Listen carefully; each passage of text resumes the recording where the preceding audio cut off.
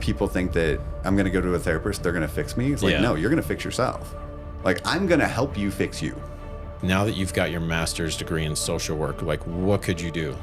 So if the minute you want it more than they do, that's a problem. If it's super important to you, if it's high in your value system, and it's something you're going to be engaging with every day, it can take just a few weeks to form that habit and get it integrated and locked in to where you just do it now. So being a therapist doesn't require at least a master's degree. But like there's social workers that are with like Child Protective Services or DCS, and there's social workers that are in so they're going to be working with kids. It's super beneficial to go get a license. That is probably, if there is one recommendation that I would make, is once you get the MSW, go get the license.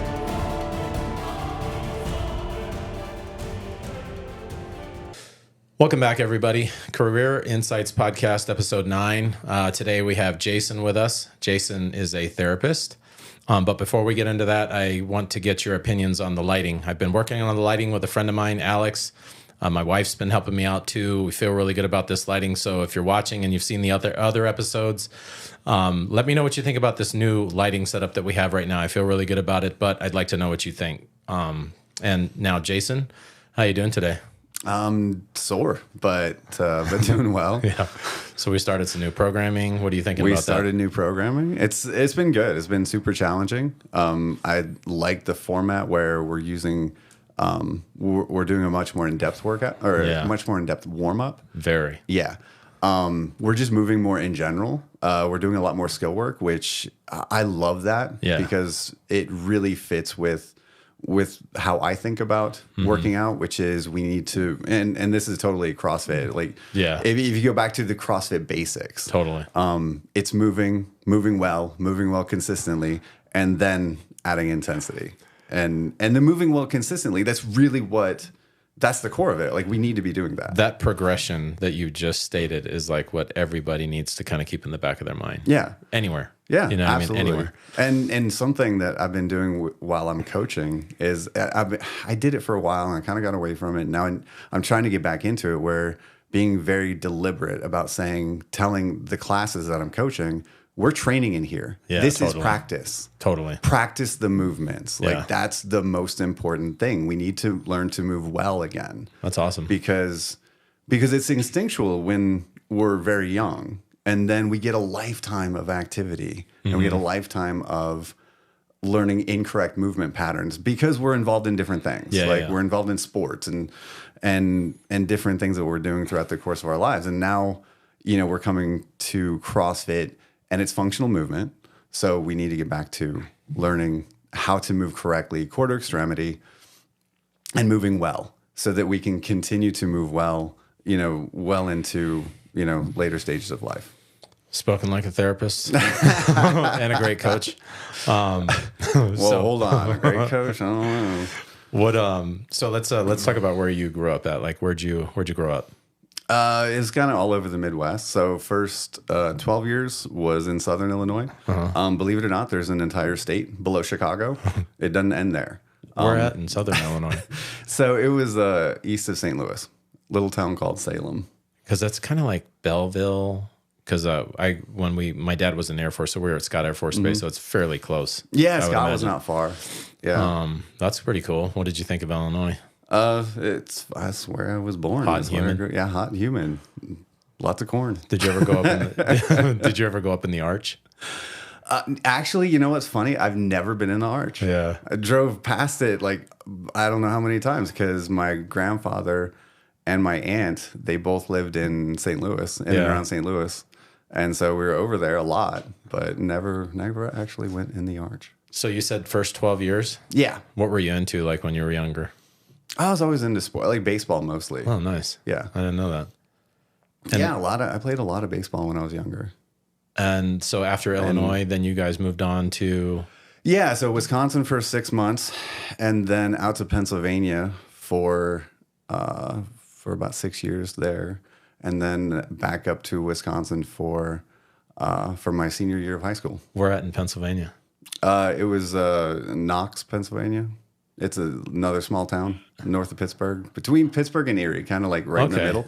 Clarion was the biggest town, like around there. But my grandparents were from Pennsylvania, so we would go there for trips and stuff like that. And they were in like a small town, but I remember like pizza, hoagies, cheesesteaks, and stuff like that. But then there was this one breakfast meat. It was called, there's two ways that it was called. I don't know if you remember. It's either pork roll or Taylor ham. Did you ever have that when you were younger? No. Oh, man, you missed out. And maybe it's because I'm not from there. You missed out, but you were there for what, 6 years? Yeah, about 6 years. Oh, so man. It was, five-ish. Yeah, it was from about partway through my 6th grade year till junior. Yeah. And then from junior out too. So then you played baseball. Did you play that in high school too? No. So I was in small town. So the high school didn't necessarily have a team. So it wasn't until, I'm not actually sure like which high school, like I think Wisconsin, my senior year, they had a baseball team. But the one in Pennsylvania didn't. Like the high school wasn't big enough. In fact, so I got into wrestling in high school. Oh wow! Which I loved. It was a lot of fun. But we didn't have enough. Like I said, a small town, so we didn't have enough interest or enough people to field an entire wrestling team. So we had to collaborate with another school. Oh wow! And so they cobbled a team together, and we practiced and stuff. How long did you wrestle for? It was just a couple of years, but it was a lot of fun. I really enjoyed it. That's cool. I heard those. Yeah, it was really hard. They're pretty intense, right? They're pretty intense. Yeah. Yeah, there's one thing I'll probably never forget, and it's something that I mentioned too, because I think it's funny. Like people think that CrossFit is really super intense and super hard, and it's really different, and it is. Like I'm not saying it's not, but there's nothing more physically taxing than trying to impose your will on somebody who's fighting you. Oh, I can only imagine. Like that is the ultimate test of like physical fitness. Yeah, because that's pretty much like all out output for however long that's lasting for. Because everything you're doing, you have resistance on you. Like there is no movement where there's any sort of relaxing. That's pretty interesting. That's what my wrestling coach said. I can't take credit for like anything I say. I get everything from somebody else. So how long have you been a therapist for? So I graduated with my LCSW, Licensed Clinical Social Work degree in late 2014. Okay. So I went through the licensure process. So I was working for the VA right out of school. So I started right away. I went through the licensure process, which takes about 2 years. Yeah. But I've been in practice since then. So it's been nine years. What did you do before that? Well, I worked for the VA for a long time. So I worked for the VA while I was in school. I wasn't doing social work or anything. I was I just had a job there. Thankfully, my boss was good enough that she was letting me flex some time so that I could make sure that I was going to classes and studying and getting homework done. So she let me come in like on Saturday. Was it Saturday mornings? I don't know. I would come in on certain days, like outside of clinic hours, and do some administrative stuff, get some stuff done, caught up, etc. So I worked for the VA for a long time while I was finishing up my bachelor's, and then throughout the master's program. And I did a part-time master's program. So it does require. So being a therapist does require at least a master's degree, and to be a therapist. So the category of therapist is fairly broad. There's a couple of different ways of going about it. You can go with like an undergrad in psychology and then a master's of psychology, and it's like a licensed mental health counselor. Interesting. Or you can go with social work, and then you have, assuming you go through the licensure process, then you have an LCSW. So then when you were working at the VA, like that's a hospital, right? So it's the Veterans Hospital? Yes. And VA stands for what? Veterans Association? Administration. Administration? Yeah. How did you get hooked up with them? Being a veteran myself, so I was in Iraq 04, 05, and then coming back, I thought, you know what, that's really the population that I want to work with. I was already vectored towards mental health, so I thought that's the best way that I would be able to work with them. If I get my foot in the door at the VA, then going ahead and working with veterans, that's going to just make the whole process easier. Because once you're in, at the VA or in a yeah, once you're in at the VA, then it's easier to move throughout the organization. I see. So at what point did you decide that that's what you wanted to do? Because it sounded like your time in the military kind of inspired the direction that you were going to go. No, not really. No? How did that go then? It was funny because I was actually into like all the hard sciences at first. Like Really? Yeah. I always thought that I was going to do research. For some reason, I just always thought I was going to do research of some kind. Like, What would you have wanted to research if you'd done that? I was going towards like physics. Oh, wow. Like and specifically more like astrophysics. So Okay. I was like, space is super cool, and that's kind of where I was going. So I've had tons of math. I've had up to Calc 4, believe it or not. They have a Calc 4, yes.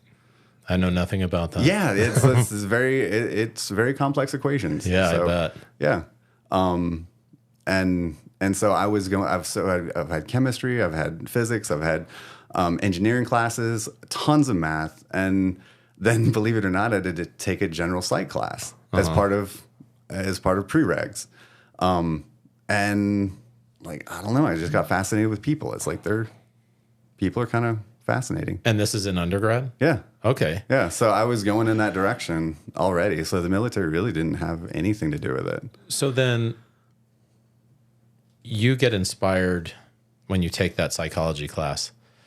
And how strong is that inspiration at that point? Like, are you like, man, I really need to start looking in this direction? Or like, what's the next step for you? Or like, what happens next? That's a good question.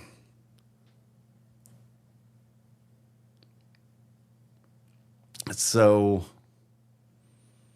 no, I don't think the interest. Like that's what I wanted to do, but I don't know how inspired I was. It wasn't like a passion at that point, Sure. but it was certainly interesting. And I guess the more I learned, the more I became interested. The more I developed more of a passion for it. What was like letting that seed grow? Like, what about it what was it? I don't know. I don't think I'm not sure I could pinpoint a specific thing. Yeah. It's just people are fascinating. Like the interactions between their behaviors and their thought processes and how they look at things, and then the emotions that they exhibit, in the course of all of those interactions playing out. Mm-hmm. And how one of the things that I think is how I guess people can know like what the right answer is, or they can, or what's best for them, and then they choose something else anyway. Oh yeah. Like to me, it's just it's really an interesting process. Well, yeah, we had a kind of a similar discussion this morning about that. So you're in undergrad. You take this class. Is this after you've been in the military or before? No, I was doing classes while you were in the military. Yeah. Okay. Had you already been to Iraq, or were you? No, not yet. Not at that point. Okay. So time frame wise, when is this undergrad happening? Oh, geez. I didn't know this was going to be a history thing. That was early 2000s. Okay. So this was a while ago. Yeah. Oh, God, yeah. Okay. Yeah, this is like forever ago. All right. So early 2000s-ish. Yeah. Because, well, like I said, Iraq was 04 to 05, and I was wrapping up or getting towards the end of the bachelor's about that time. Okay. And then when do you make the decision that's like, yeah, I want to go this direction? I've made up my mind. Well, I took the general psych class, and then I kind of switched focus, and I took more classes like that. So, and like I said, the more I learned, the more I kind of got into it. So after your bachelor's degree, you're taking more classes like during your bachelor's degree. Mm-hmm. And then what's the next step for somebody that wants to be a therapist? Like, well, actually, let's back up, because you were talking about there were different types. Like you could get your master's. There's not really different types. There's different routes. Okay, so let's talk about the routes then. Okay. Well, in general, like you either go so I took the bachelor's in psychology and then master's of social work route. Okay. You could do a bachelor's of psychology and then a master's of psychology, or you can do a bachelor's of social work and a master's of social work. Mm-hmm. So, and you can kind of pick and choose. And yours is in social work, you said, right? Correct. Licensed, is it clinical social work? Licensed clinical social work. And how do you know how that differs from the other paths? Like, what makes that very specific? One of the biggest things is that, well, it depends. Let me back up. So, as I understand it, and I could be kind of wrong on this because I'm not really familiar with the going the psychology route. Sure. Especially towards the masters.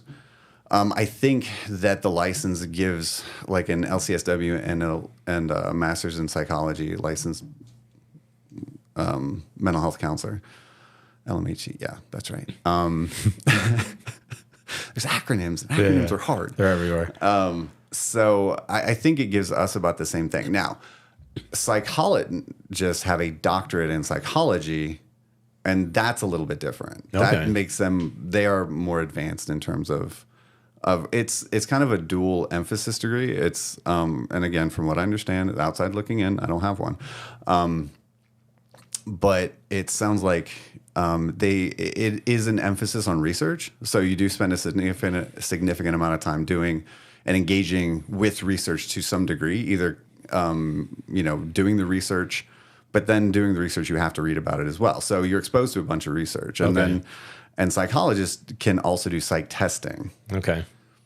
So that is one huge differentiation between like a psychologist and a social worker. Mm-hmm. In terms of like an LMHC and an LCSW, I'm not entirely sure on what the differences is. As I understand it, we can do about the same stuff. It's when you get into like the psychologist versus social work, there's some differentiation there. Yeah. So what is that differentiation? Like, I was just like wondering, you know what I mean? So like social worker, but then we also have licensed, what you are, licensed clinical social worker. So let's start with social worker. Like, what does that mean? I mean, everybody kind of knows, like everybody knows like what a social worker is, but it's like, what is that exactly? Like, or more generally, it doesn't have to be exact. Exactly. I don't know. Yeah. It just allows us to be in a bunch of different fields or a bunch of different areas. It depends on the person as to what area they're kind of they want to go into. Like there's social workers that are with like Child Protective Services or DCS, and there's social workers that are in so they're going to be working with kids, and then there's social workers that are more geriatric in nature, so they're going to be in like geriatric primary care or into nursing facilities or something like that. There's a bunch of therapists out there that are doing that. There's social workers that are involved in medical stuff. So there's medical social workers. So it just, that degree gives you a wide range of ability to get into a number of different areas. So it sounds like, and it depends on the person as to like the population they want to work with, as to the direction that they pick. So it's highly individualized. So it's all through different agencies, like Department of Child Safety, like what most people know as like CPS. They have licensed social workers that are assisting families that have things that need to be addressed. And then, but there's other agencies that you could go work for as a social worker. Yeah. But then, or you can go be a therapist. You can hang out, hang your shingle, so to speak, and you can have your own private practice and go that way too. So then, with your licensed clinical social worker, that's like another level, right? So that enables me to practice independently. That's where I can go. I don't have to be with an agency. I can go do a private practice if I want to. Mm-hmm. So that's the biggest difference, is the license enables me to work independently and outside of the supervision of like an agency or some sort of clinical supervisor. Yeah. Okay, that makes sense. Not that I have a clinical supervisor, but because there's things that come up, like we have questions about and things we need to navigate. So it helps to work through those processes with other people. So after undergrad, there's more education required. There's a master's, yeah. Okay, so you get your master's degree in social work. And is it 2 years on top of? Being it was part-time, it ended up being closer to 3. Okay. Because it was a weekends only kind of class. And how do you get into a master's program? Is there like entry requirements for that? Like, let's talk about that a little bit. Like, what do you need to do? Like, if you have just finished your bachelor's degree and you want a master's degree in licensed clinical social work, what's the next step for that person? So it depends on where you start.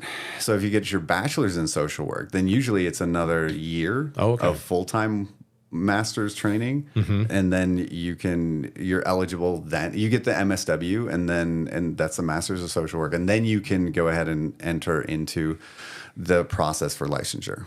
Okay. Which is 2 years of clinical supervision. So most everything during that process that you're doing is going to be discussed with an official clinical supervisor. So there is somebody who's gone through the process of getting a certification in clinical supervision that you're going to be working directly with, and they're going to be reviewing what you're doing for 2 years. This is helping me out after the fact, because when I worked for the Attorney General's office, I would hear some of this stuff, but I didn't really know. Now it puts it all into context. So this is good. So it's a fairly involved process because you're meeting weekly with this person, and they're looking at what you're doing because you have to, everything you do, you have to send to that person. So that person is reviewing all of your notes, all of the administrative stuff you're doing, all the stuff you're writing about. Because once we do anything clinically speaking, we have to then go and write about it. Okay. And describe what happened and how things came about and what we're thinking in terms of the clinical process or therapeutic process. And so the clinical supervisor is reviewing everything you're doing, and then they're going to talk to you about it and figure out where you can improve in your practice. So then going back to getting into the master's program, whichever one it is, like, is there a test involved? So being that I've not been in this process for about a decade, it seems to have changed a lot. Really? Like when I was going in, we had to have the GRE, and you had to have a certain score on the GRE. That's a tough test. That is a tough test. I've taken it at least twice, maybe 3 times. I don't know, because I've been trying because of different things. Yeah. But so, yeah, I had to have a GRE, and I think it's even school dependent. Like, so as I understand it, again, I've been out of the process for a while, but some schools are requiring the GRE. Some schools don't require the GRE. So it just depends on the school you want to go to.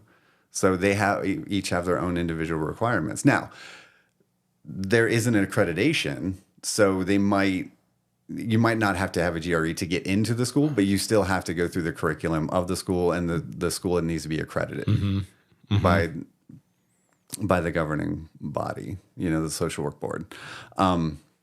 So it's actually school dependent as to whether or not you need like the GRE. They usually there's usually a GPA requirement. You have to submit a writing sample. Like some of those are pretty standard across the letters of recommendation. Letters of recommendation. Okay. Yeah. So professors need to write letters of recommendation saying, yes, I think this person can make it through the course. I'm assuming you have to pay some fees to apply. Pay fees, yeah. Always pay fees. Always pay fees. Did you take a prep class for your GRE when you were doing it? I didn't. I just went right into it. Just winging it? Just winged it. That probably wasn't the best way to go. Yeah. I mean, I did well enough. I did well enough that I met the requirements. Sure. But and, at this point, that's all that mattered. You know what I mean? Like, for real. True story. GPA. So then 2 years if you're going full-time, about 3 if it's part-time-ish. 3-ish, yeah. Is the curriculum pretty structured at that point because you're working? You know what I mean? There's some electives, but most of the classes are standard. Okay. Yeah. How did that compare to undergrad, like the master's levels classes versus the undergrad classes? Was it significantly more work? It's a lot of writing. Okay.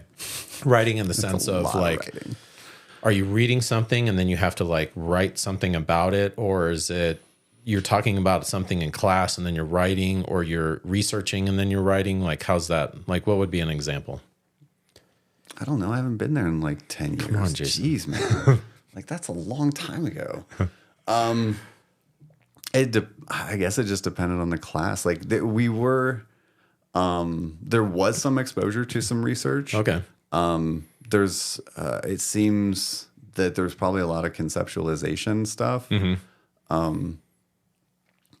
and working through like problems that you would see and how to think about problems in terms of, therapeutic processes. Yeah.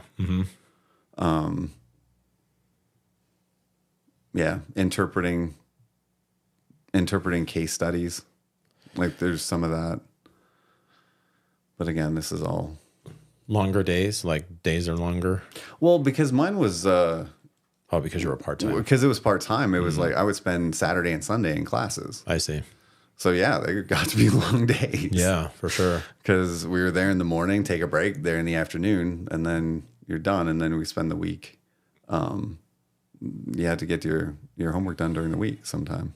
And then once you're done with school, once you're done with all that master's program, you get a degree, master's degree. And then what's the next step? Like, what can you do with that, if anything? Or do you need to go get your license? Like, how does all that work? It's super beneficial to go get a license. That is probably, if there is one recommendation that I would make, is once you get the MSW, go get the license. And this Just go do it. This is for each state now, right? Yeah. Okay. Because each state is independent of each other. Like the requirements in California and New York are significantly longer. Okay. Like you have to be in clinical supervision for at least, and I think it's 3 years. I'm not entirely sure because I've not tried to get licensed in either of those places. Yeah. Florida, where I got licensed originally, it was 2 years. Okay. So 2 years of supervision, but I think that's probably the best thing you could do was to go get licensed right away. Just go do it. So if you didn't go get licensed, what could you do without that? Like now that you've got your master's degree in social work, like what could you do? You can still do a lot of things. You can still do pretty much everything that you can do with a license. You just have to work under somebody that has one. Oh, I see. And they have to be directly involved in what you're doing. Okay. So you're not independent of somebody who is watching what you're doing. All right, though that's pretty huge. So the license allows you to go do that on your own. Yes. And then at some point you could be the one supervising. You can go through the certification process to be a clinical supervisor. I see. Yeah. Okay. Well, and another difference is, again, as I understand it, is that if you have an MSW, you're going to be limited in how much money you can make. Like now, this is being said. Nobody gets into social work or mental health in general for the money. Sure. It doesn't happen because you're just not making it. So, but you're going to be fairly limited in income if you don't have a license. So the license is worth more. So just get the license. In fact, one of my professors, he was really huge on getting licensed no matter what you're doing. Like his advice, he's like, I don't care if you're going on for the PhD or if you're going to go out into practice or whatever you're going to do, go get licensed. Go get licensed first. Okay. And then if you want to get the PhD, get the PhD. But so I'm thinking this through right now. Masters of social work, you can work under a licensed clinician. Correct. Masters or licensed masters social work. Licensed clinical social work. Now you're independent.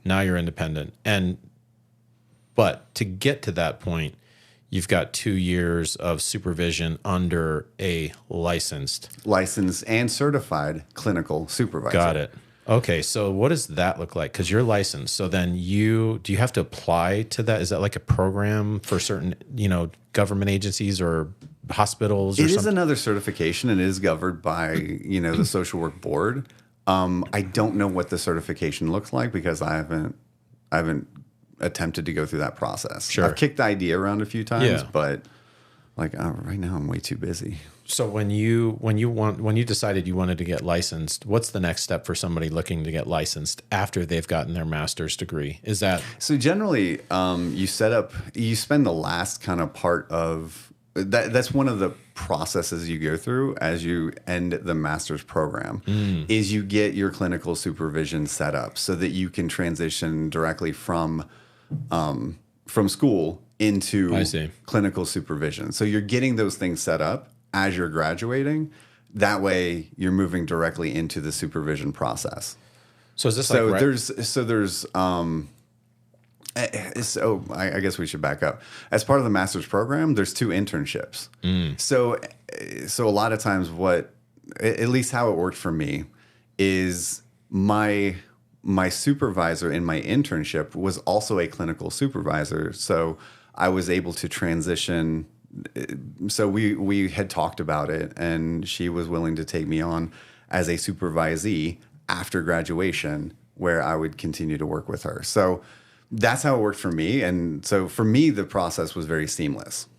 I didn't have any issue finding someone to be a clinical supervisor. So during that time frame when you're doing this, is it like every day? Is it like your like full-time job, or you know what I mean? Like your Monday through Friday, 8 to 5, you're the internship? Under supervision, or the supervision? Yeah, during that 2-year period where you're being supervised.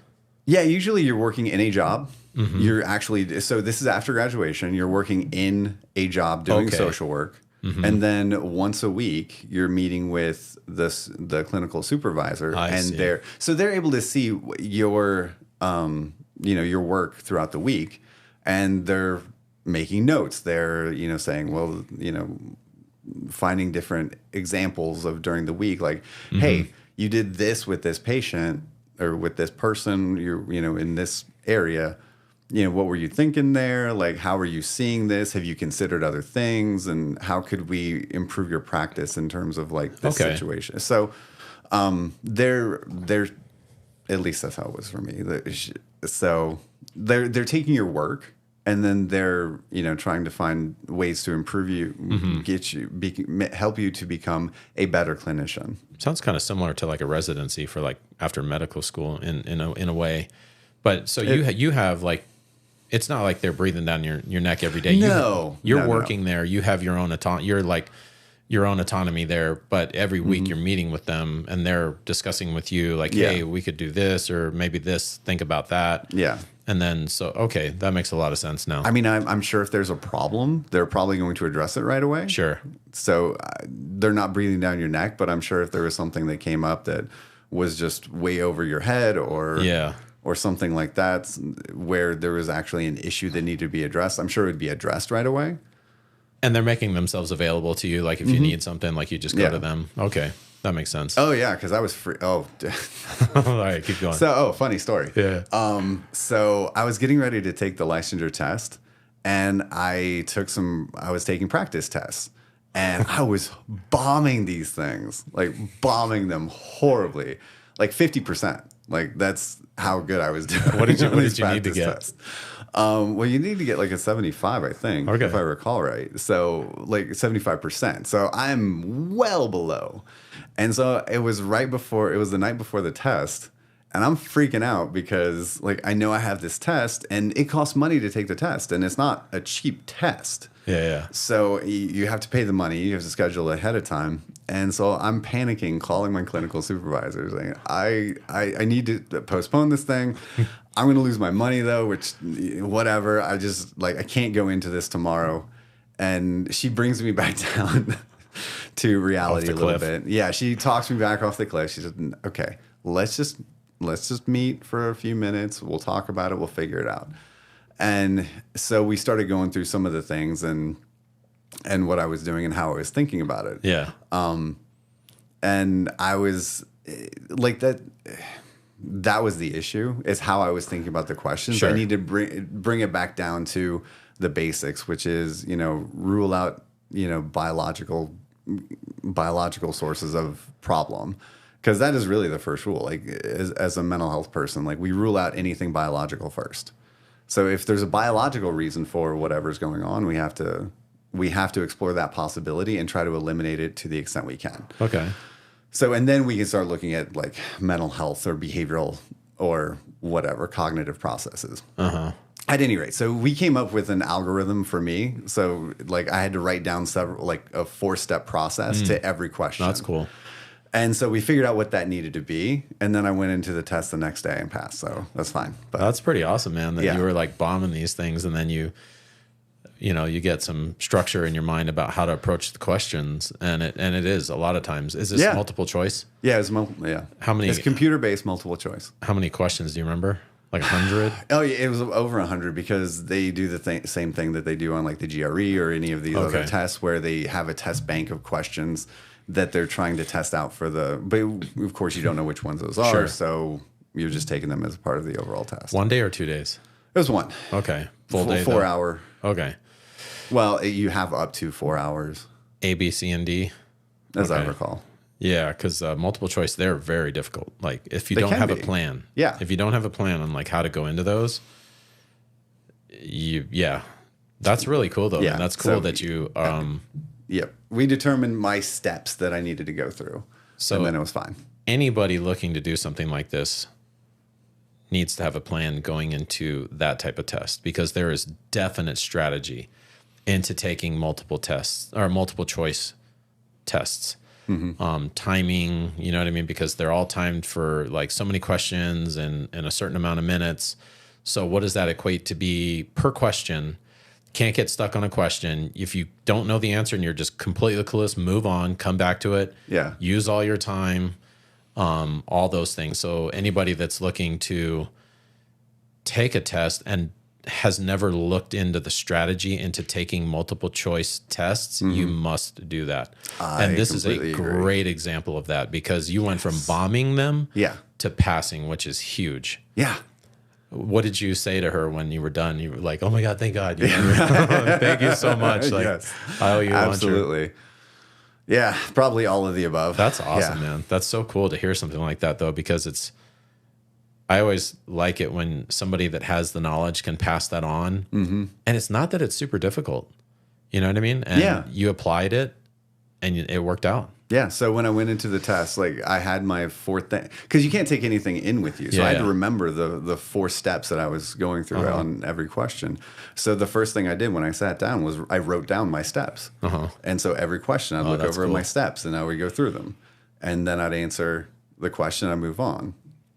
Was it noticeable when you took that test? Were you like, oh, you know what I mean? Like this is, you know what I mean? Or were you still like, oh, I don't know about this? No, I completely, I dug into that process. Okay. Because I knew that that's what I needed to do. I knew that that process for me worked. Interesting. That's super cool. So don't deviate from the process. And it worked out. So then I kind of want to go back to when you were talking about biological reasons. Like, what does that mean? Like some type of external factor? No, like internal biology, like an illness or something. Oh, okay. Like, just an out there example, like sometimes, especially for older people, like a UTI can cause mental health stuff. Okay. Or it looks like mental health stuff, but it's a bacterial infection. So we have to rule out any sort of biological factors. So that's all that means. Got it. All right. So you passed the test. And then that means then you're going to get licensed in Florida at that time? In Florida at that time.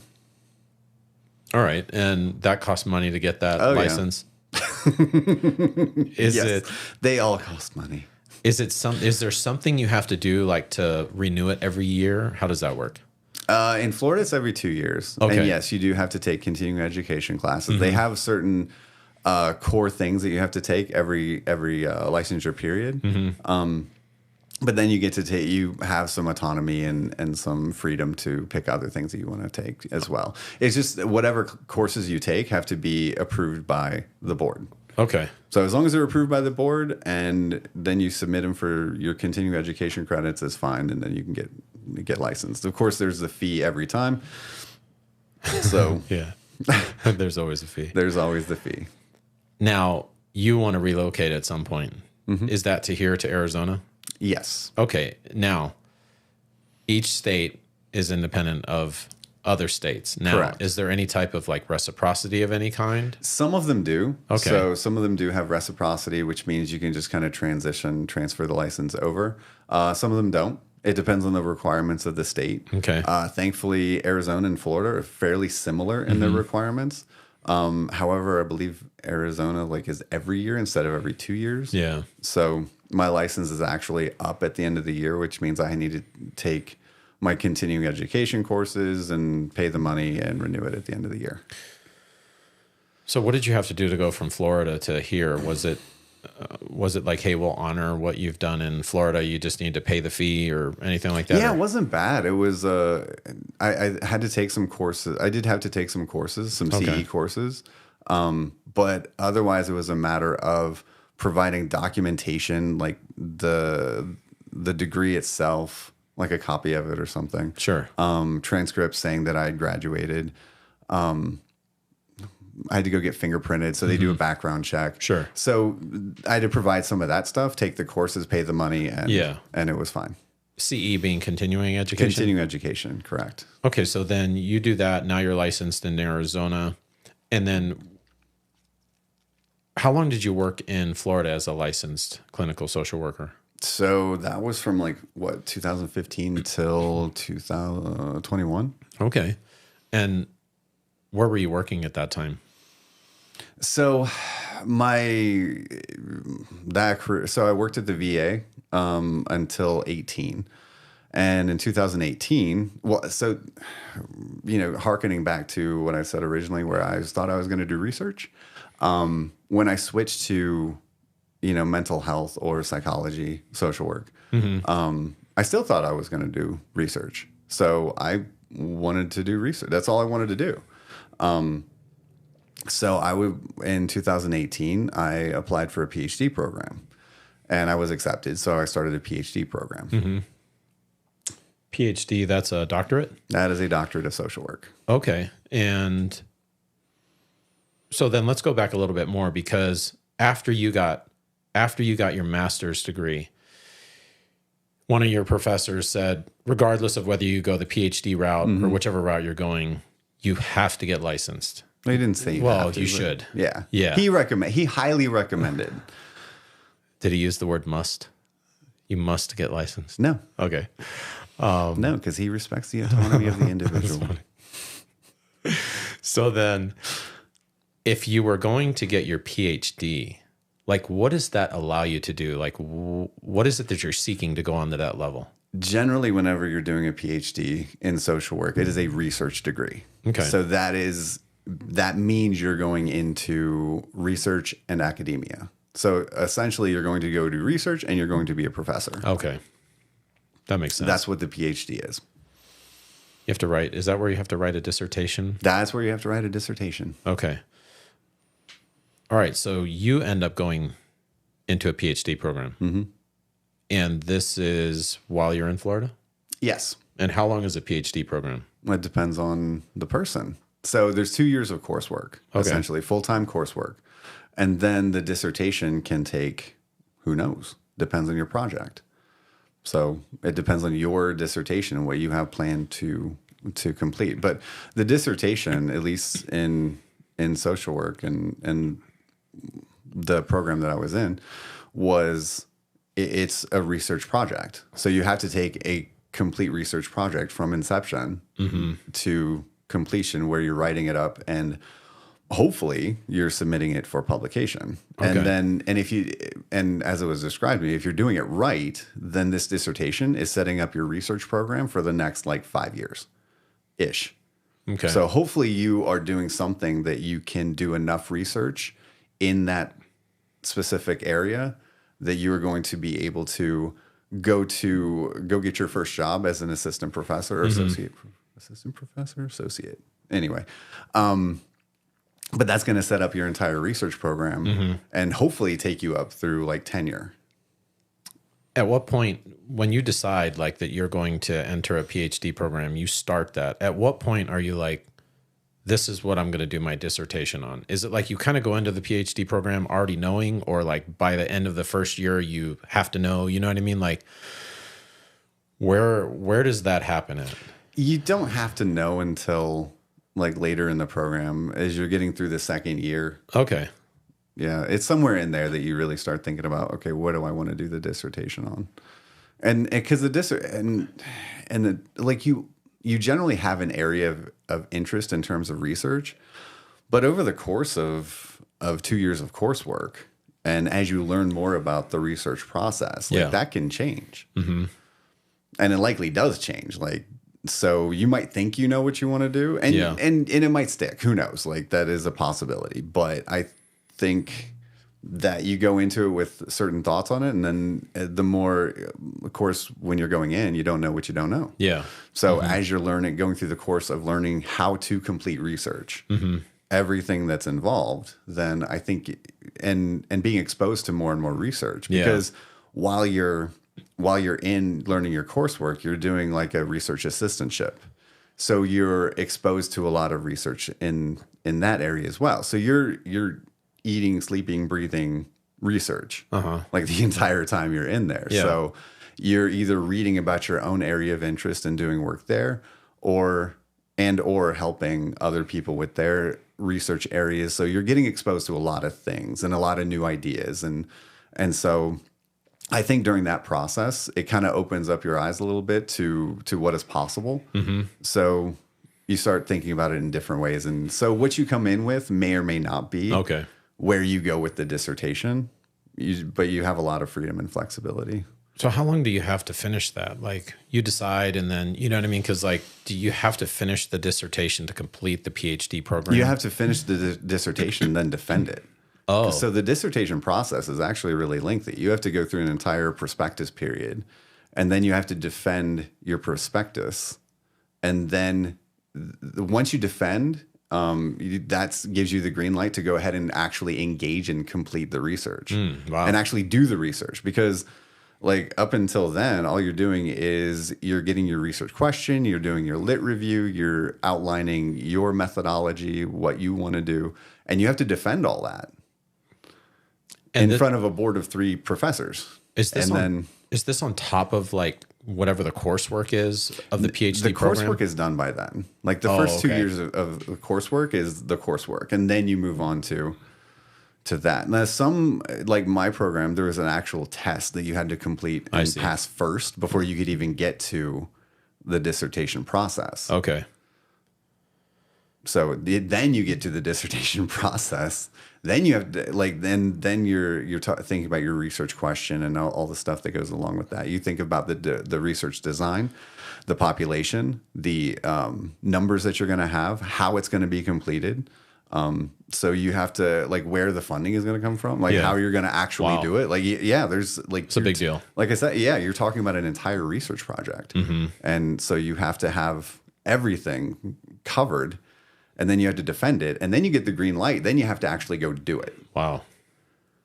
So how far did you get down this path? I completed pretty much all the coursework. There was one class that I did not receive a satisfactory grade in twice.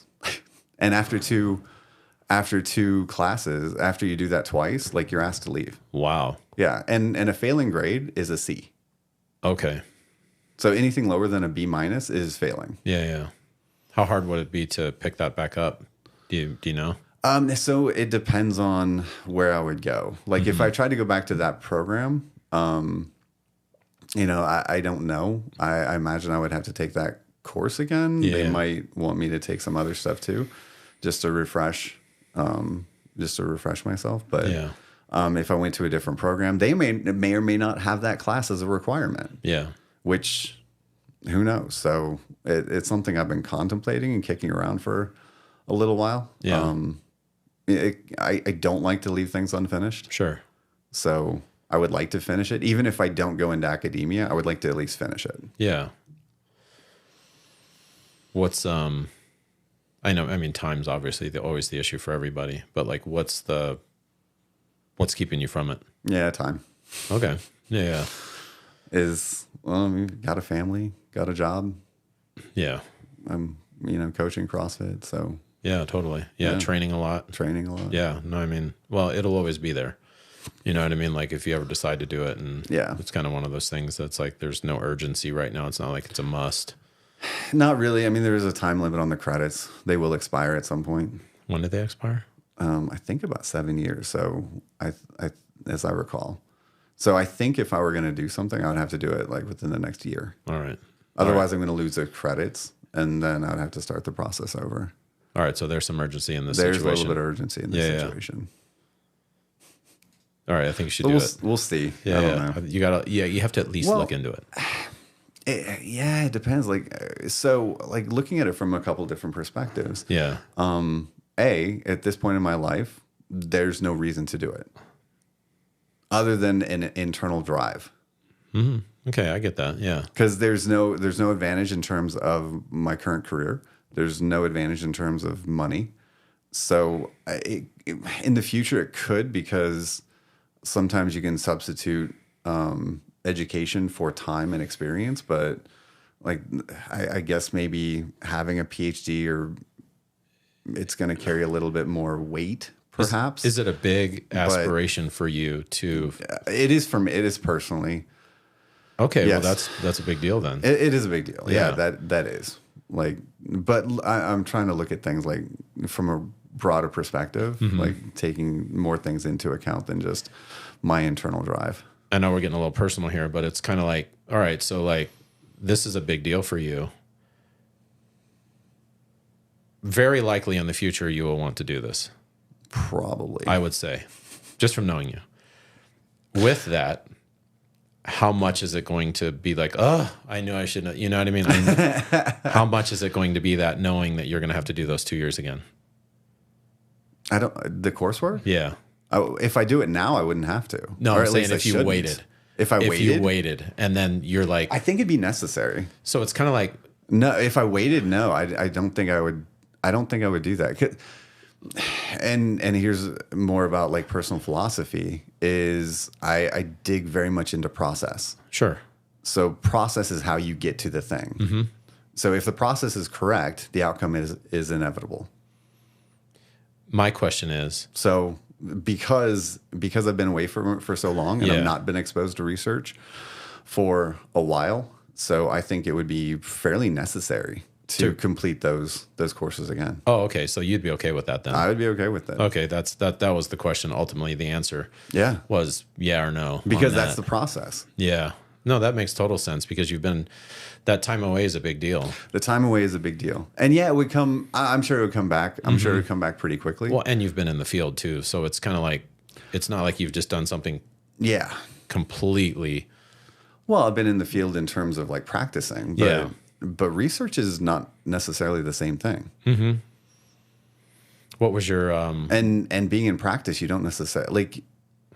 We need to be exposed to research, but not to the extent that like you are in a program like that. Did you have an idea of what your dissertation was going to be on, or what you wanted it to be? No, I was too focused on the day to day, getting stuff done, trying to pass the classes, and then studying for that test.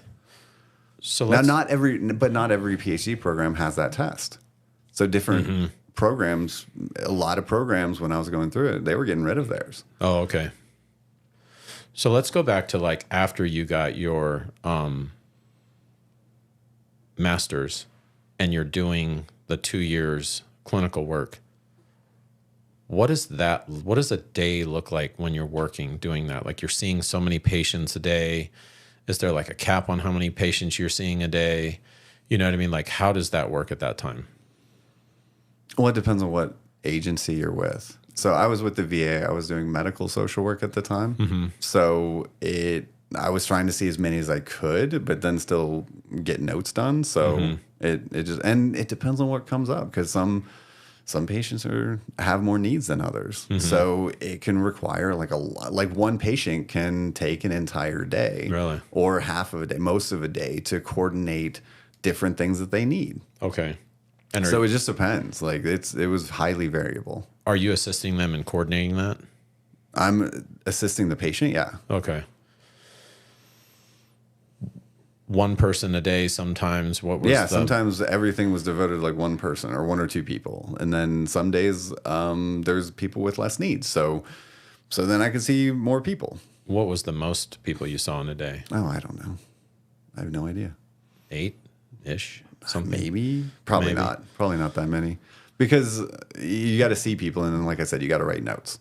Okay. So there's administrative time that you have to take as well. Sure. So then you come to Arizona, you get licensed here. Do you go to the VA still, or now where do you go after the VA in Florida? So I came to Arizona directly out of being asked to leave the PhD program. So I was working, and that was probably part of the problem because when you're in a PhD program, we were advised not to work. Okay. However, having a family, like I don't have much choice. Yeah. It's either that or we don't have a place to live kind of thing. so I was asked to leave after failing classes, and then so I had to find a job. I thought, okay, I'll go back to the VA. So yeah, I was applying for like positions with the VA. I was applying for, positions with the Air Force and Army, anything I could find working with active duty or veterans. And yeah, so interestingly, going in that process, I was applying for everything that was like way closer to Florida, to where we were, thinking, okay, well, we might have to move, but it wouldn't be that far, kind of thing. We were trying to stay, somewhere in that vicinity, that part of the country. The only callbacks or only interest I got from anyone was out here. So I got two interviews. One was with the VA and then one was with the Air Force. And the one I really wanted the Air Force one. Okay. So I did both interviews. I got both jobs. Was offered both jobs. Was offered the VA one first, so I accepted that one first. And then you got put in an awkward spot. I got put in an awkward spot because the Air Force also offered a job. Man. But with the tentative offers, because these are tentative offers that you're accepting right now. So with those offers, they say don't make any decisions based on a tentative offer. It says that somewhere on the offer letter itself. Okay. So don't make any changes in plans based on this. It's like I want to so badly like just tell the VA no, like, hey, I got a different offer and I'm just going to go with that. But like, I don't want to take any chances. Like, what if it falls through? Totally. So I continued with both.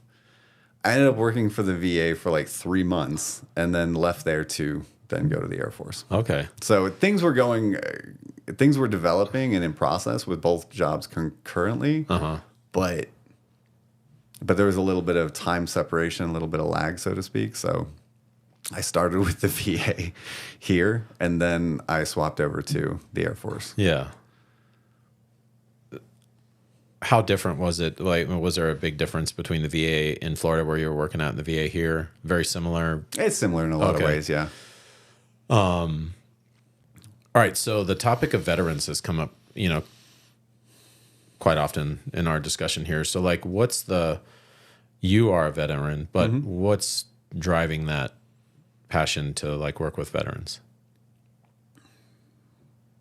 I think I'm able to relate to them a little bit more, like having similar experiences. That's a super good point. Yeah. And not that it's necessary. Okay, so it's not, I don't think it's necessary to have to be able to relate to having similar experiences to someone you're working with. Well, I don't think it's super necessary. I would imagine that you could say that easily because to you, but I bet to the person that you're working with, that probably means a lot to them. Would you agree? I would imagine that has to be. I think there's a misconception there. Yeah.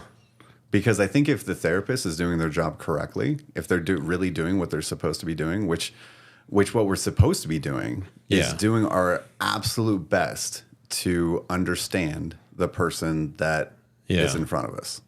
Like, that's the biggest thing. Sure. So we're trying to ask as many questions in as many different ways as possible to get at all of the different variables so that we can truly understand what's going on with that person. But it's a pretty common thing that like somebody that's been through what you've been through, you almost kind of establish some kind of like rapport already.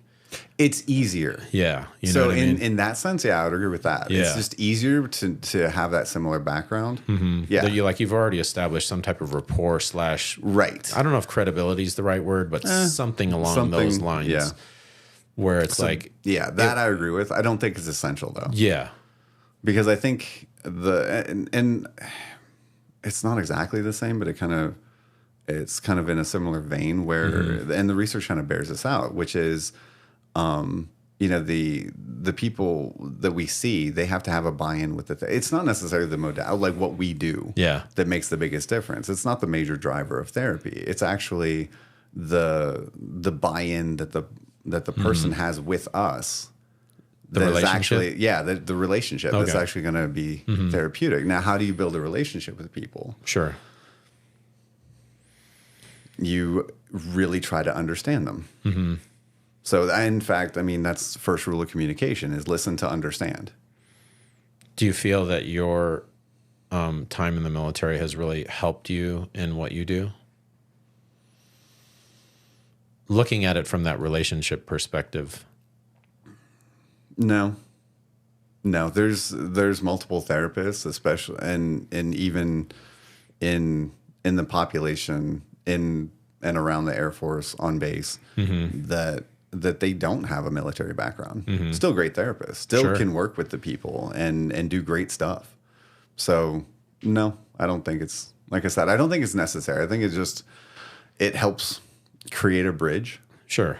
Definitely. I can see like that. You said, it kind of provides the groundwork, and just makes it a little bit easier if you have it.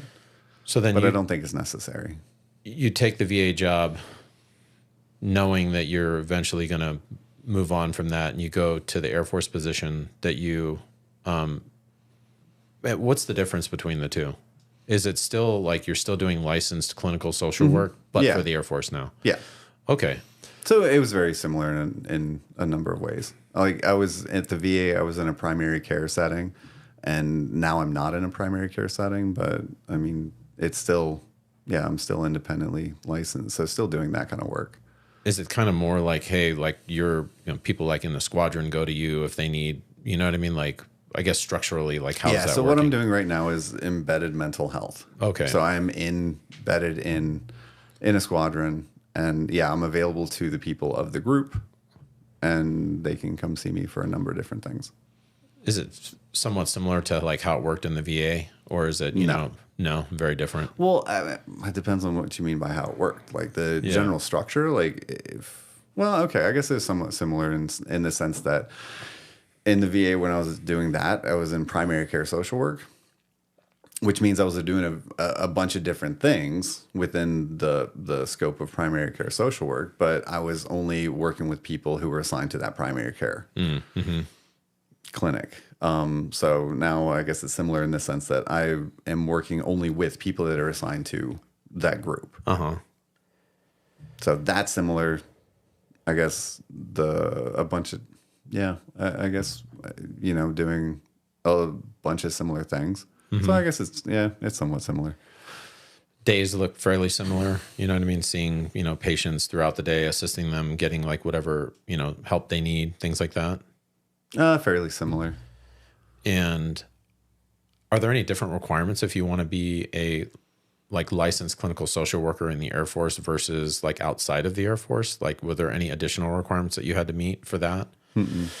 No, there was no being independently licensed, having the LCSW. That was one of the requirements for the job. Okay, so but no, you don't have to go through any separate process in terms of social work licensure. And then, so is this a GS position then? It is. Now, like thinking back to like when you were like, man, I'm going to be a researcher, I'm going to do this, I'm going to do that. And then you transition and you actually go down this different path. Like, how do you feel about that? So interestingly, one of my best friends that I was in grad school with, he was also Army veteran, from a different, he's older, so from a different era, but we talked a lot about that.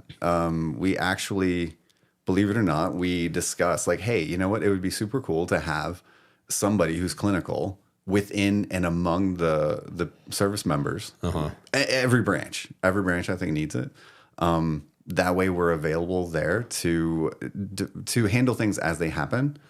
And that way, hopefully we're not having to deal with, if we build resilience like from the outset or from, early in their lives and their military careers, then hopefully we're not having to deal with a bunch of trauma as they near retirement age. Okay. Or separation retirement. We're not having to deal with a bunch of trauma or a bunch of stuff that happens over the course of years during their military career, not having to deal with the after effects and the ramifications of it at separation or towards the end of their career or retirement 20 years in. And so I happened to find this Air Force job, and it's pretty much that model. It's like we're embedded in a squadron or in a group, And that's what we're there for. We're available for the things that come up. So one of our things is to build resilience into, or try to help people build their own resilience. Nah, that's better. So that they can handle, the things that happen, and they're able to handle it more effectively. So when you say separation, are you talking about like when they're leaving the military? So like, yeah. So after their contract is up. Oh, okay. So if they're in there for 4 years or 6 years, or they do 2 contracts or whatever it is, it's either separation or they stay in long enough to actually do 20 years and retire. Is that like that's got to be a pretty big deal, like going from like being in the military then going to civilian. So when you say separation, is that kind of like that transition from that, and like people having an issue, like they have a hard time dealing with that? Or not necessarily. It depends on what they go through, while they're in. Okay, so it's not specific to the separation; it's what they've been through when they're in. Correct. And then when they leave, they're going to have to go to like a different provider or something like that. Yeah, once they're out of the Air Force, like I can't see them. Yeah. Okay. Yeah, once they leave, and there's a bunch of people that come in, they do their 4 years, and they get whatever. They do whatever job, they get whatever they get out of it, and then they have their GI Bill, and they're like, yeah, hey, peace, I'm going to college. So That's funny. Yeah. So they do their 4 years, they get their GI Bill, and they're like, hey, I'm out of here, I'm going to college, and they separate and they go do their thing. Did the GI Bill pay for your master's work? Yeah. So there was post 9/11 GI Bill that helped pay for the master's. Yes. Okay. So that's a big plus. Yes. How much of it? About like half, maybe a little bit more? I don't remember. But it was helpful. It was helpful. Okay. And that still applies today? Yeah, I'm sure there's post 9/11 GI Bill that is available. So kind of like going back, you know what I mean? Like we all kind of have this, like when we do something, anything, but this is a big deal, because you've spent all this time going through school, you've gone down a career path, you've changed jobs. But like we all kind of have this idea in our head, whether that's from TV, friends, our own personal interactions with somebody that's done that, read a book or something like that. And we've collected this information. Then we have this vision in our mind of like, oh, well, I think it'll probably be like this. I hope that it's going to be like this. Then the reality of it. So it's like, what has that been, if anything, for you? You know what I mean? Like, because you made a big shift, and I'm asking this because you made this big shift from, I wanted to be in research, but you ended up taking a detour that you're. I want to be in research. And you can still totally do that, right? But it's like, you made this change and you went down a different path. And so what does it look like, what you thought it would be versus what it actually is? You know what I mean? Like job satisfaction, things like that. What I thought it would be, or I don't know, I guess preconceived notions is generally speaking, people think we're the expert. Okay. And maybe even, no, I want to be careful with that. But yeah, like people think that because we've gone to school, because we have this postgraduate education, because we've been through a licensure process, that we're the experts on stuff. And it's not really the case. Like we have education, we have therapeutic processes that we follow, we have these modalities that we follow, which are research supported, or research based, modalities that we use. But we're not really the expert. We are really the facilitators. And the biggest thing I think is people.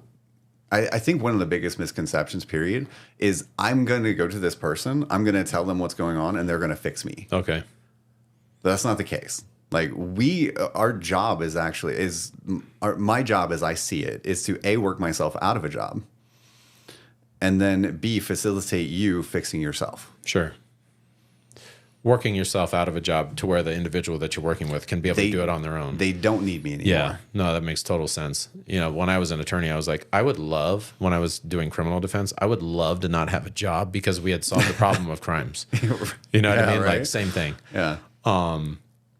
And you know, and I can relate to like what you said in the sense that like when you're an attorney, you'll get every legal question in the world because everybody thinks that you have the answer. And I wish I did, but I don't, because the only things that I know are the things that I know. And that is the things that I've done. And if I've never done intellectual property, like some type of trademark thing, I don't know anything about that. I have no clue. Right. You know what I mean? So it's very similar in the sense that like that expertise comes with time, depending on what you're doing during that time. You know, does it kind of seem similar to that? Except we're not the experts. Like our job is to, like I said, listen to understand, really get at the depth, the complexity, the breadth of whatever issue they're dealing with. Yeah. And challenge them in a way that is going to help them come to change what they're thinking or what they're doing, or both. Well, both. I mean, at the end of the day, we're going to need both. But that's really what we're doing. If we're doing it correctly, in my opinion, then we are asking all of the questions necessary to be able to lead them to think in ways that are more beneficial for them. But I'm not the expert in their life. They are. They're living it.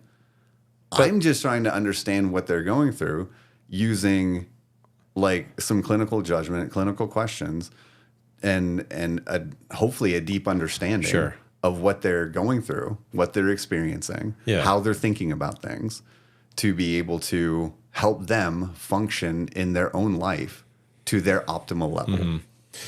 But I guess with anything else, you know what I mean? I get what you're saying. You're not the expert, but just like with anything, the more you do something, the more you're exposed to different people that are in different situations, you will gain a certain level of expertise, you know what I mean? Within you know what I mean? And so it's like in that sense, it's like, you know, people want to go to certain people for certain things because they're more empathetic, or, you know what I mean? Things like that. And, you know, so I'm assuming, I would imagine that you have a level of expertise that's very particular to you. You know what I mean? And so it's like, and I think that has to be the case. You know what I mean? It's not that you're an expert, but you have a level of expertise probably in the veteran community, dealing with things that people that have been in the military that they deal with, building rapport with people that have been in the military, things like that. And probably a lot of other things, you know. And how does that feel now? You know what I mean? You've been doing this for almost 10 years now? Almost 10 years, yeah. How does it feel now after 10 years? I'm still learning. I'm still there. The more I learn I don't know. Oh yeah, totally. Yeah. And like so much information is coming out, like neuroplasticity, things like that. Yeah. Yeah, really. Yeah, there's a ton of stuff. And it's really hard to and picking, I guess trying to integrate everything that's coming out and trying to like, okay, so that information is great. Like I love that this came out. I love the idea of it. Now, how do I integrate this into what I'm doing? And how do I integrate that into my practice? And how can I help? How can I use that to benefit the people I'm working with? So I do in my spirit, like, and I geek out on this stuff. So like I almost live and breathe, like not necessarily mental health, but just a lot of different things that are related to mental health. What's an example? So I go through a lot of books on different topics that are definitely related to, or they're gonna help me with my communication and how I'm talking to people, and like getting me better in touch with how powerful the mind really is. What's something that you learned recently that's like, oh my gosh, like I didn't know that? Mind blowing. Yeah. I don't know that it's mind blowing, but like some of the stuff that's like led me on this journey is like going through Mindset by Carol Dweck. Like that's huge. Having a growth mindset versus a fixed mindset, and there's things that go along with that, and that's where you really dig into process. So once we're digging into process, now we're looking at what we do on a daily basis. So what we do on a daily basis, that's really what moves us forward. So that's where we get the idea that process makes the outcome inevitable. Yeah. So it doesn't matter what the goal is. We have to adjust our process. And if we get the process right, then that thing is going to happen. Okay. So, and then how do we tailor our process, and how do we dig into the nitty gritty of process? Now you're talking about habit change and formation / change. Because there's no such thing as like a negative behavior. You're always doing something. So now we have to replace one behavior with another. Well, what's one behavior that's more adaptive and more functional for you? So what does that look like? Trying to formulate a vision of yourself in the future. Like, hey, what would ideal Jason do in this situation? And then handling things according to, or making decisions based on what my ideal self would do, because that's going to help me get to that ideal self. So there's just a lot of stuff out there, and there's a lot of really good stuff. And whether it's in books or podcasts or whatever, that present these ideas in different ways, and everybody's different. So, and generally speaking, like, people have to hear something multiple times before they hear it for the first time. Sure. So just exposing yourself to all these different authors and all these different, content creators, and hearing it multiple times in different ways. Yeah, definitely. I just think it's super beneficial. It's been beneficial for me because, like, I really start to think about that. It's like, and trying to integrate all of these things, so that I can be, the best clinician I can. It's pretty interesting to listen to the same thing from 5 different people, because it's all from their perspective. So it's very different in that sense, and you get something from that. It's different but same. Yeah. I mean, and it's to me, it's truly fascinating, because a bunch of the ideas that are being presented in different works currently, they're all coming from somewhere else anyway. Like in Stoicism, so I actually, like, I can see kind of the connection between dialectical behavior therapy, cognitive behavioral therapy, and Stoic philosophy. Like, it's repackaging of these ideas in like a clinical way, and we're trying to facilitate that with other people. So it's just really interesting how to going back to, say, Stoic philosophy, and then seeing the development into like something I'm doing currently. So this is a personal question. I remember years ago, like, hearing something to the effect of, like, if you do this 7 times, like, you'll start forming a habit. Like, like, how do you form a habit, and how do you unform a habit? Oh goodness. Okay. We'll keep it the for dummies version. Well, that's variable too. Yeah. So it's variable. So it depends on your values. So we have to. So in terms of habits, how important is this habit to you? Okay. How important is this for you to make this change? And your values are going to determine how much you engage with it. So if it's super important to you, if it's high in your value system, and it's something you're going to be engaging with every day, it can take just a few weeks to form that habit and get it integrated and locked into where you just do it now. But it also depends on how much you're doing it. So if it's not a daily habit, then it could take much longer. Okay. So so it's the answer to everything. It depends. Yeah, we had a lot of that too. Well, no, that totally makes sense, because it's like, well, how important it is to you. Like, it could be very important, but you're only doing it once a week. Right. Versus if you're having to do it multiple times a day, now it's really going to be ingrained. Yeah. Yeah, that's pretty cool. Because, like, I was thinking back in this general, you know what I mean? Like, I know and I don't know where it came from. You know what I'm talking about, right? Yeah, like 21 Days to Make a Habit or something. I think that's what it is. Yeah. That's it. And I don't know that anyone knows where they came from, but that's funny. But that seems to be an idea that's been floated around. So it's kind of funny how things like that start, and then it just goes like worldwide. Like, everybody kind of knows. Yeah. You know what I mean? No, and that's happened a few times. Like, they call it pop psychology, where they glom onto interesting. And it's and that's the thing, is like these partial ideas get just somebody really attaches to that partial idea. They don't even get the full context of the idea or the theory or whatever is going on, and then they take this little snippet and then they just blast it everywhere, and all of a sudden it catches on. It's no, like that's not really.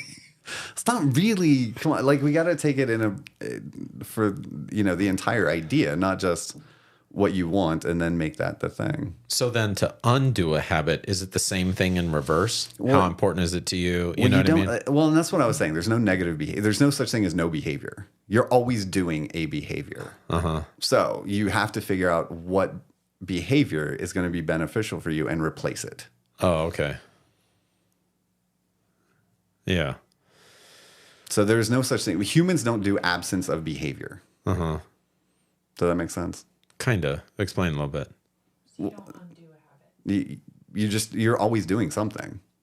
You're watching TV, you're doing something. You're reading, you're doing something. Like you're sleeping, you're doing something. Like you're doing a thing. Like there is a behavior you're engaging in, whether that's sleeping or watching TV or reading a book or listening to podcasts. So you have to fill that time. You have to fill else. that with something else. So you're replacing behaviors. You're not undoing. Interesting. Yeah. Because I guess I always kind of had this concept of there is like a nothing. You know what I mean? Yeah. Well, have you ever tried? Like that's something that kind of it's funny to me as well, because people say, "Oh, meditation is clearing your mind." No. Have you ever tried to clear your mind? Yeah. I mean, you can do it for a good, 10 seconds maybe before something. Yeah, it's like a few seconds at a time. It's like, no, meditation is not necessarily. It's about being present and mindful and just being present and focusing on like anchoring with. I love breath meditations because we're breathing all the time. So it's really easy to do and you can kind of do it anywhere. So the breath is something easy you can anchor to, and you can pay attention to the different sensations of breathing. Yeah. So that's really what meditation is just observing what's going on within your own body in that moment. And now your brain is designed to have thoughts. That's what it does. It throws things up on your mind's eye, so to speak. So generally speaking, people think in terms of images. Yeah. And then there's a small percentage of people who think in terms of words. So they'll see words instead of images. At least that's how I understand it. So generally, like our brain is thinking thoughts and is throwing up against the screen of our mind's eye, and then we can choose to pay attention to it or not pay attention to it. Looking back, like, do you have anything like, man, I wish I would have done this different, or you know what I mean? Like at this point, because 9 to 10 years down the road, like, is there anything that you could have done different that would have benefited the journey? Yeah, I could have figured out how to write a grant proposal. That way I would have passed that stupid class. Oh, is that what the class was? It was grant writing. Well, today it would be really easy because we have AI. We have AI. Oh, that's a whole other thing. We'll have to talk about Yeah. We'll talk about that sometime. Yeah. Yeah, ChatGPT, write me a grant proposal for this research area and this project. It'll probably like spit it out and I'll probably get an A. Yeah, learning how to write a grant. Apparently I suck at that. But I don't know. Is this what I had envisioned when I was going through school or as a younger person? No, I didn't think like that. Like I said, I had always wanted to kind of do research. That's, for some reason, that's kind of where I always wanted to be. And I don't know why. I'm not sure as to the why of that, but that's what I always wanted. But what I'm doing now, I love it. That's cool. I really do. I love it. It is probably, I think it's the coolest job that you can do as a therapist or as a social worker. It fits in exactly with my background, my philosophies and how I think about things. And so I love what I do. So I subscribe to, hey, there's a reason for why things happen, the bigger picture. What do you love about what you do? The variability of it, like the ability, being able to help our our active duty members. Like that's the biggest thing, being able to help them with what they're going through. And hopefully if I'm doing it right, then I'm helping them for the rest of their life. Yeah. And they're able to now navigate the rest of their life more effectively and better, in a way that's best for them than how they were before we met. To me, that is like the coolest thing. That sounds really cool. Did you ever encounter anybody where you're like, oh man, I just don't know if this person's going to be able to pull through this, and then they do because of what you did? You know what I mean? Like your assistance with them. I don't think I've ever met somebody that I wasn't sure if they were going to do it or be able to. And maybe it's me again. Like I have an unlimited sense of hope, but I have a great sense of hope for people.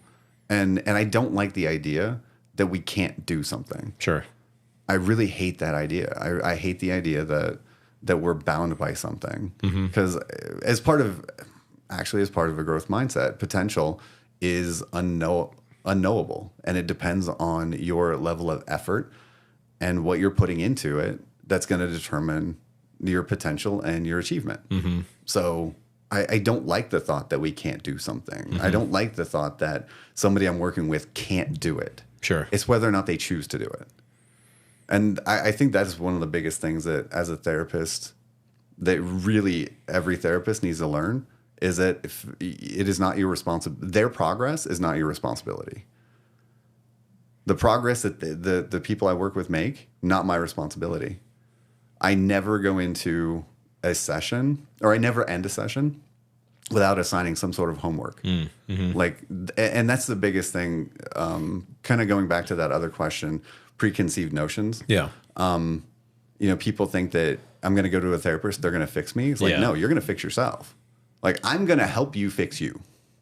That makes a lot of sense now, because like, you're going to do the work. Yeah. I'm going to help you figure out what work is best for you, or what work works for you. Because sometimes, and I've done this, I've assigned homework at the end of a session. Yeah. Somebody comes back and it didn't do what we had intended it to do. Yeah. Because I do talk about that with them. Sure. It's like, hey, I want you to do this throughout the next week. This is the reason that I'm asking you to do this. I think that it's going to achieve this. Yeah. And so at the end of every session, like, I go through that with them, and sometimes they do it, and sometimes it's great, and they like, oh yeah, that worked really well, and I was able to put these things together, and it's great. But then sometimes it's like, I didn't really get much out of it. So over time, like, it's almost like you're building that skill. You know what I mean? Like, yeah, I could see how that would be. It's kind of like coaching too. You know what I mean? Like, what works for one person doesn't work for the next. But exactly. It's still a tool in your toolbox for the person that works for. Right. Yeah, that's really cool, man. Yeah, but it's not me doing it. You're doing it. Yeah, yeah. And that's one of the coolest parts, is because it's not me, because you're building your own confidence in your abilities to be able to deal with the situations that you're facing. Well, it's you in the sense that you're giving that guidance, though. Like, you're giving them direction, but then they have to do the work. But they have to do it. But that's where the expertise on your end is like, the more people you see, the more situations you encounter, the better you get at, like, oh, I think this would work. It didn't, so I'll try that because this, I had this other person or something like that. You know what I mean? That's really cool. Where do you want to go with it? You know what I mean? Like, you keep going with it. Like, where do you see this profession going for you?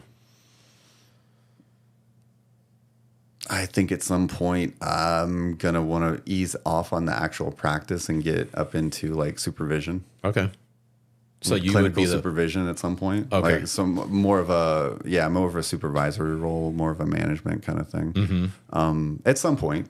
I mean, not for a while. What would that require then? I remember you saying something else, some type of certification. It might require certification and some more courses kind of thing. Okay.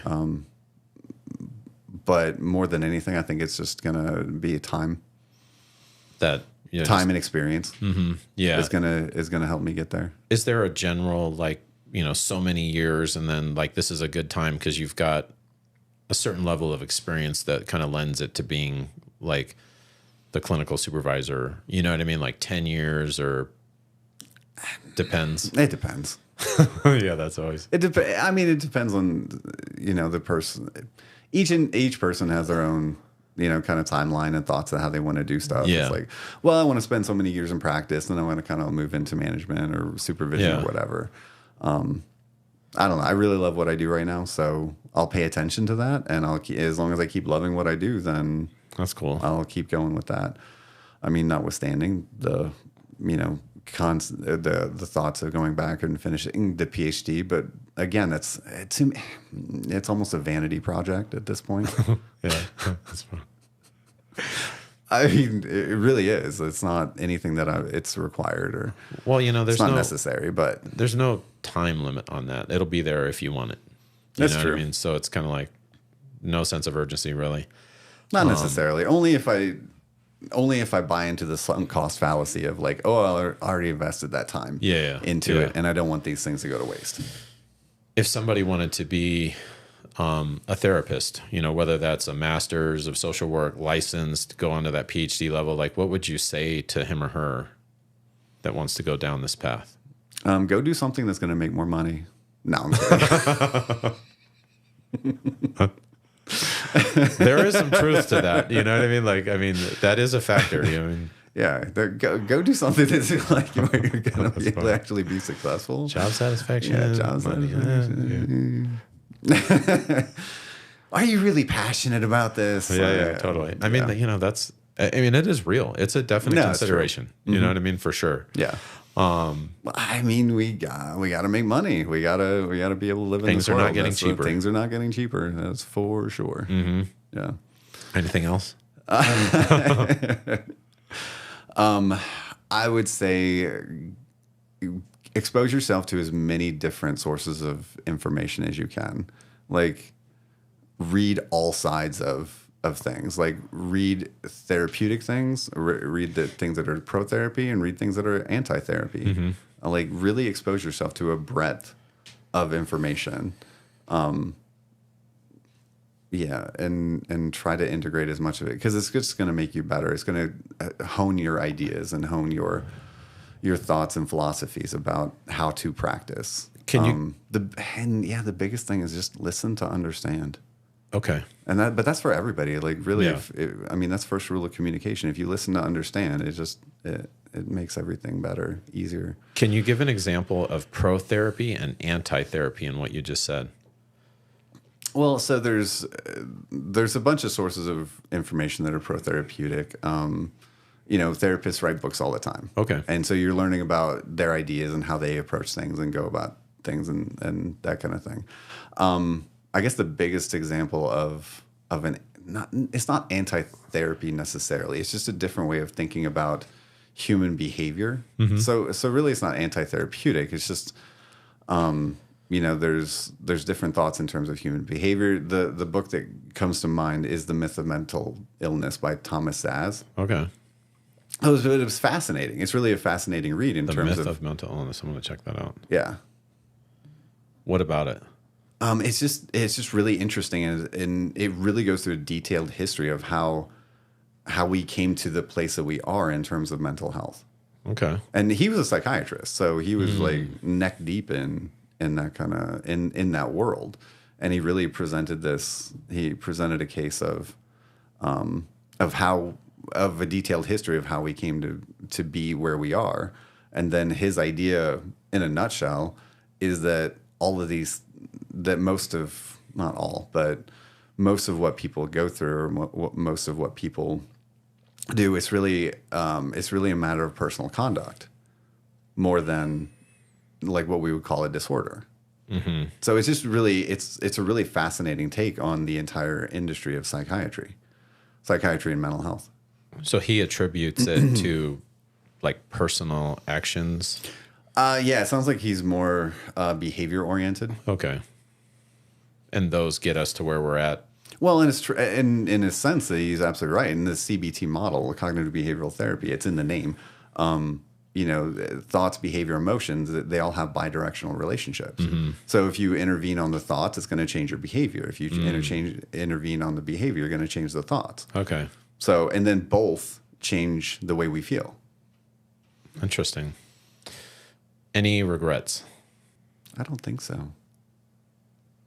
I don't think I can say that. Awesome.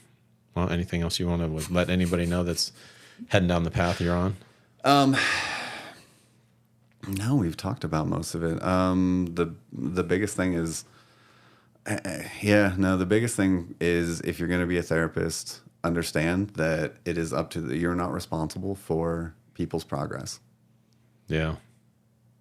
Leave it at the office. Yeah, you're not responsible for it. They are responsible for it. So the minute you want it more than they do, that's a problem.